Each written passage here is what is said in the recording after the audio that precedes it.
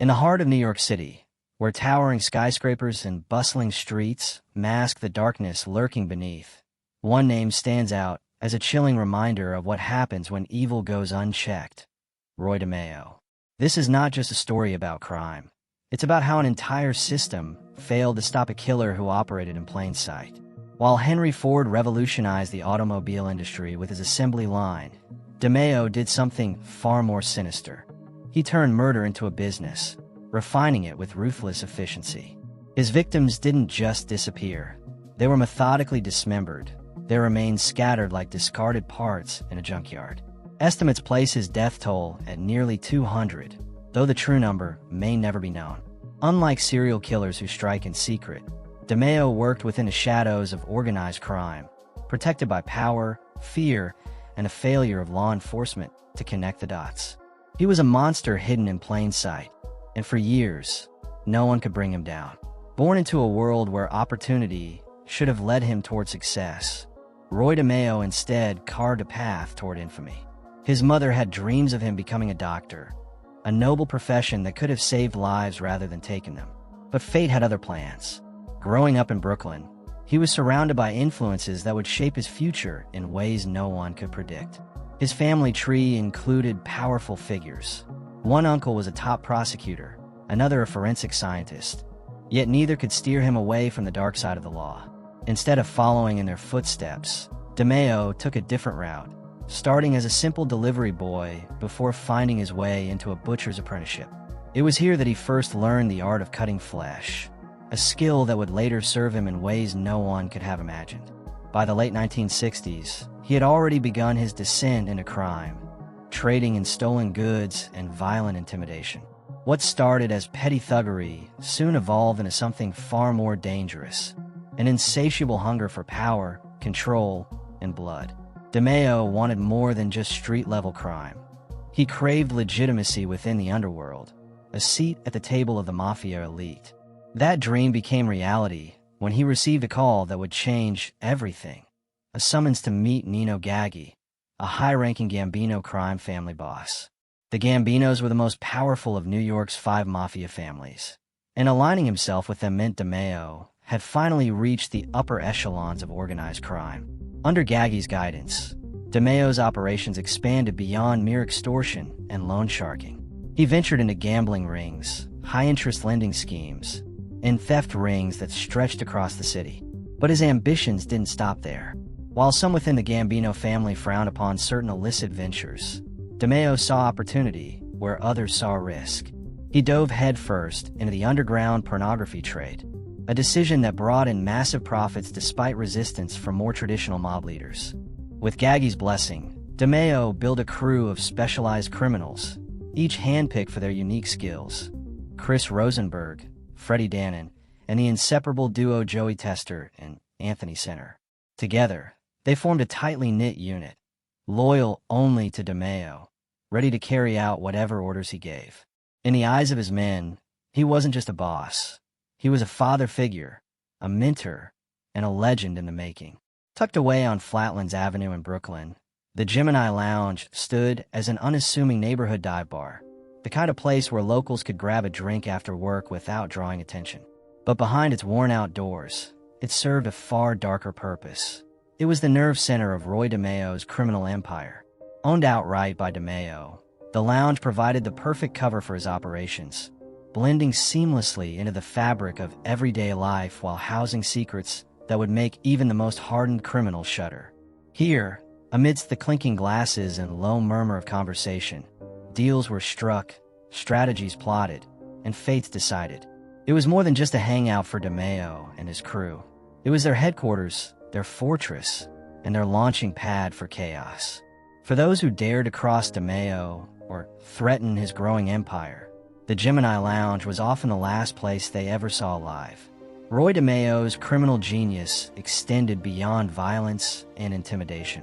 He understood that true power came from controlling money, and he found his golden opportunity in the financial world. In 1972, he orchestrated a move that would cement his status as a mastermind of organized crime. He got himself elected to the board of directors of the Brooklyn Credit Union. On the surface, it was a respectable position, But in reality, it was a gateway to embezzlement and fraud on a grand scale. Officially, he had been placed there by Nino Gaggi to help launder money, but DeMeo saw a greater potential. He quickly began siphoning off funds, convincing other board members to follow suit, turning the credit union into a feeding ground for his greed. Within a short time, the institution was drained dry, collapsing under the weight of its own corruption. Yet, despite the scandal, DeMeo walked away scot-free. He and Gaggi had ensured they remained untouchable, leaving the authorities with little to no evidence linking them directly to the bank's downfall. It was a stunning display of audacity. DeMeo had infiltrated the financial system, exploited it for his own gain, and escaped unscathed. By 1973, Roy DeMeo had already built a reputation as a ruthless enforcer, but nothing prepared the world for the moment he crossed a new threshold, one from which there was no return.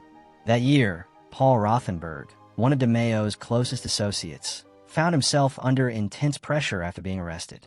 Fearing that Rothenberg might crack under interrogation and expose their criminal operations, DeMeo made a cold, calculated decision. In July, he lured Rothenberg to a quiet part of town under the guise of a routine meeting. There, in the dead of night, DeMeo committed his first confirmed murder, executing Rothenberg without hesitation. The act changed something inside him. Killing was no longer just a tool of intimidation. It was power incarnate. He realized that fear was the ultimate currency, and he intended to spend it freely. With this newfound confidence, DeMeo doubled down on his criminal enterprises, expanding his grip on the lucrative world of car theft. His operation became a well-oiled machine, employing 17 to 20 thieves every night, stealing cars based on specific orders. These weren't random crimes. They were precise, strategic hits on luxury vehicles worth more for their parts than their function. Once stolen, the cars were stripped down in Canary's chop shops, IDs replaced, and sold off in pieces. But as DeMeo's wealth grew, so did his willingness to kill. The same hands that once cut meat now severed lives, and the same mind that had perfected the art of crime was now perfecting the art of murder. Andre Katz was a skilled car thief, deeply embedded in the same underworld that DeMeo ruled with an iron fist. But in 1975, Katz's arrest on drug charges sent shockwaves through the tightly knit criminal network. DeMeo, ever the pragmatist, feared that under pressure, Katz might talk, exposing not just their car theft ring, but also the deeper layers of their criminal enterprise. After consulting with Nino Gaggi, the order was clear. Katz had to go. DeMeo, always meticulous in his planning, orchestrated a brutal execution disguised as a routine meeting. Lured in by his partner, Katz was ambushed, bound, and dragged to the Pantry Pride meat market in Queens. There, in the eerie stillness of the early morning hours, DeMeo carried out the killing with chilling precision. But what happened next would become his horrifying signature. Inspired by his butcher's training, he methodically dismembered Katz's body, neatly wrapping the remains in garbage bags. Days later, sanitation workers stumbled upon the gruesome discovery: body parts hidden among the trash behind the market, including a severed thigh with a tattoo that ultimately led to Katz's identification. Yet despite the horror of what had transpired, the investigation faltered. Witnesses were scarce, and law enforcement showed little interest in solving the murder of a known criminal. For DeMeo, it was proof that he could operate with impunity, vanishing into the shadows while leaving behind only whispers of fear.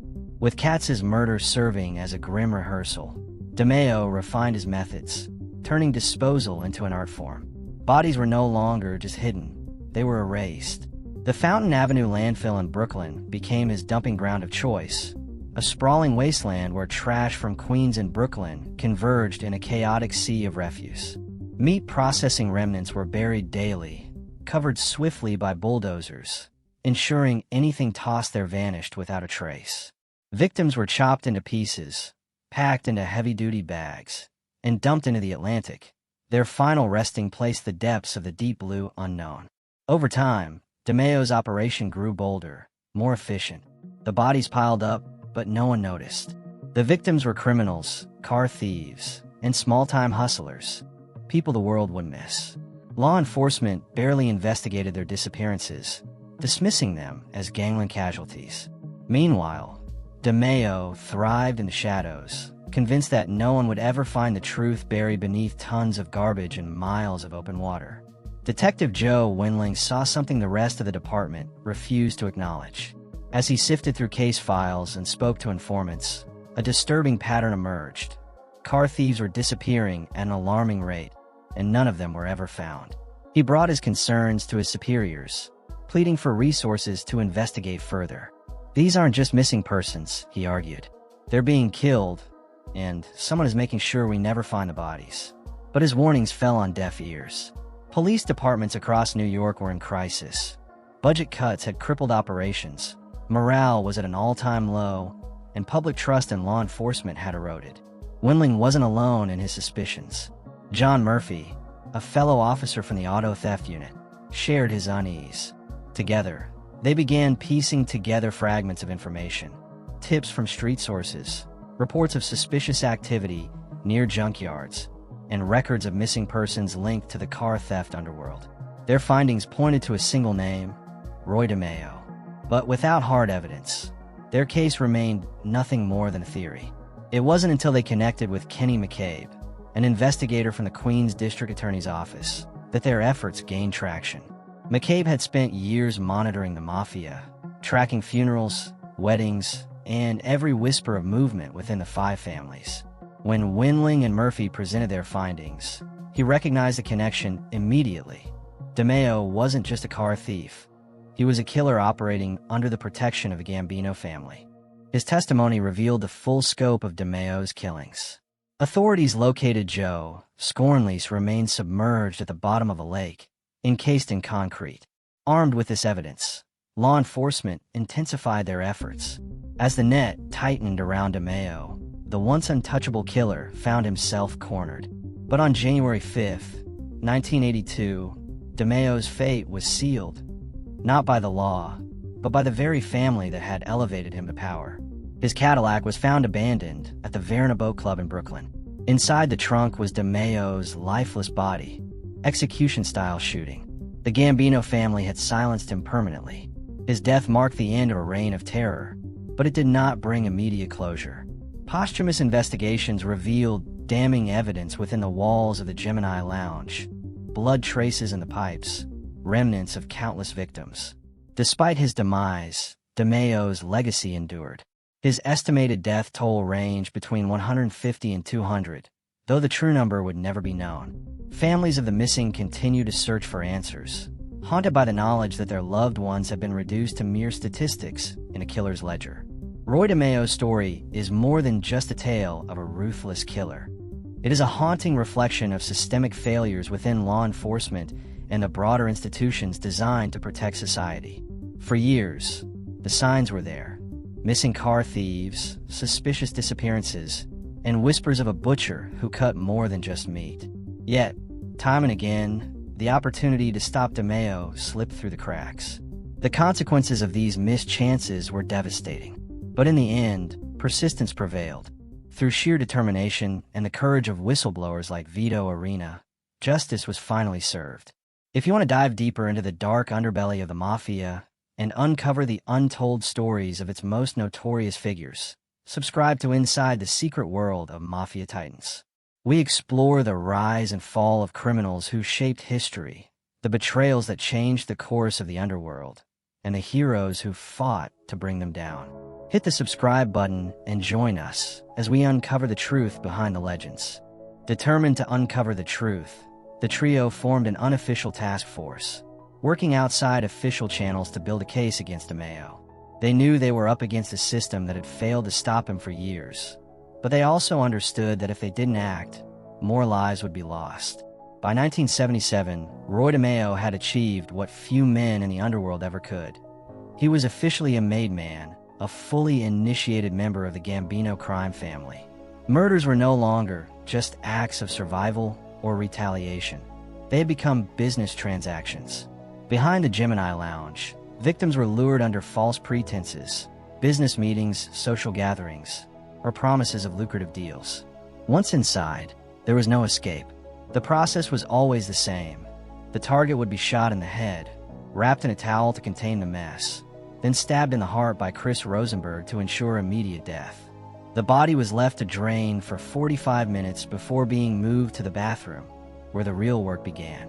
Using the bathtub to catch the blood, DeMeo and his crew meticulously dismembered the corpse, placing each piece in heavy-duty garbage bags.